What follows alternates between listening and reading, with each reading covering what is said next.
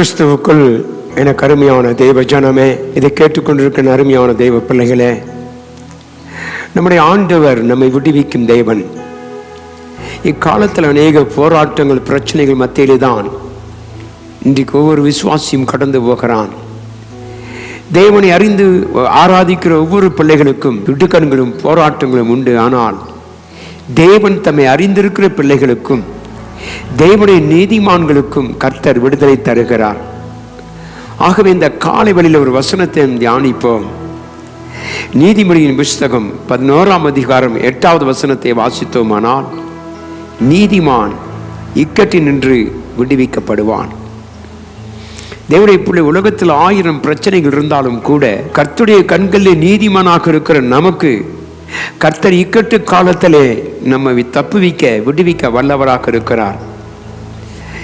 ஆகவேதான் சங்கீதக்காரன் 37ஆம் சங்கீதம் 39 சொல்லும் பொழுது, நீதிமான்களுடைய ரட்சிப்பு கர்த்தரால் வரும், இக்கட்டு காலத்தில் அவரே அவர்களுக்கு அடைக்கலமாக இருக்கிறார்.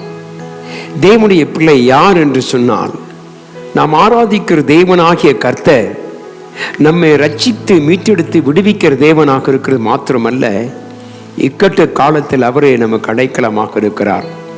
சிந்தித்து பாருங்கள். இதோ ராஜா அக்கினி சூளை உருவாக்கின பொழுதும் அவர்கள் பயப்படாமல் நின்றார்கள். காரணம், அவளுக்கு தெரியும் தேவன் நம்மை விடுவிக்கிறவர்.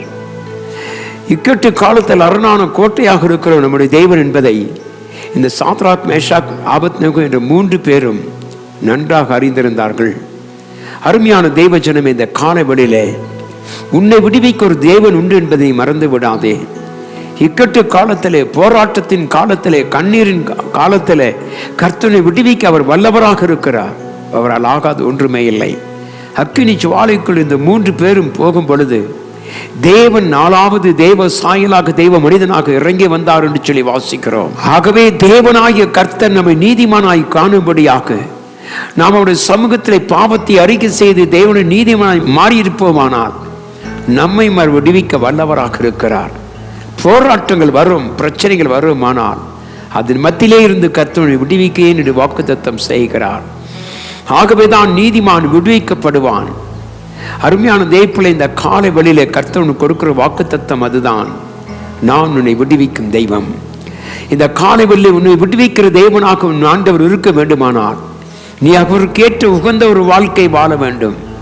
அவரை திருப்திப்படுத்தக்கூடிய விதத்திலே நாம் இருக்க வேண்டும். தேவனை ஆண்டவர் என்று ஆராதிக்க கற்றுக்கொள்ள வேண்டும்.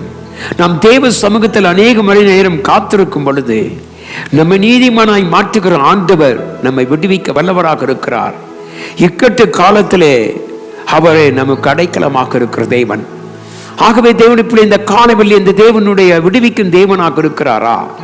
உன்னை விடுவித்து உன்னை ரட்சித்து உன்னை மேன்மைப்படுத்த கர்த்தர் இருக்கிறார்.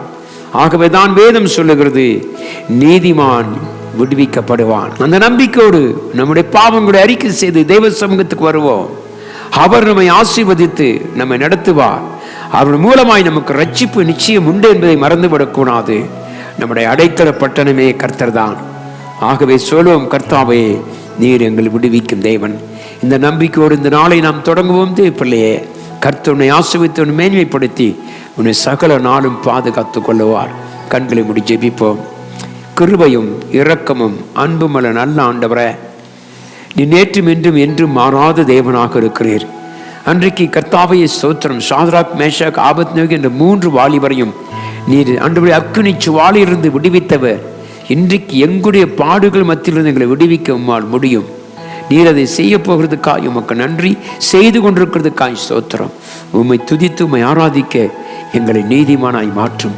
உம்முடைய இரத்தத்தால் கழுவி கர்த்தாவே உம்முடைய பிழைகளாய் நீ மாற்றும் பொழுது நீர் எங்களுக்கு எல்லாவற்றுக்கும் விடுவித்து நடத்த போதுமானவராக இருக்கிறதுக்காய் ஸ்தோத்திரம். இயேசு கிறிஸ்துவின் எவ்வளவு நாமத்தில் ஜெபிக்கிறேன் எங்கள் அன்பின் நல்ல பிதாவே, ஆமென். கர்த்தர் நம்மோடு கொண்டிருப்பாராக. ஆமென்.